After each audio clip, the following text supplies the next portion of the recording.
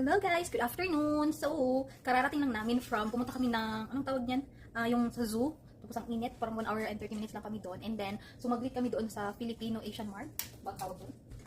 Yeah, Filipino Asian Mart. Ito yung napamili namin. So, yung first is movie na caramel. So, itatry na naman namin itong chocolate flavor. Tapos, syempre, bihon, pansit. And then, nakabili na ako ng ito, yung paborito ko, Fudge Bar.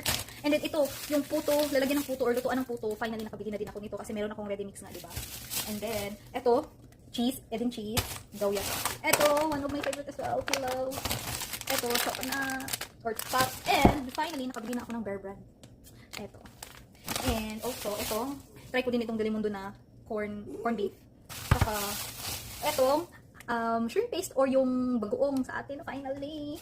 And then wait lang. And then guys, meron pala akong ito frozen na tuyo or yung danggit. Ayan.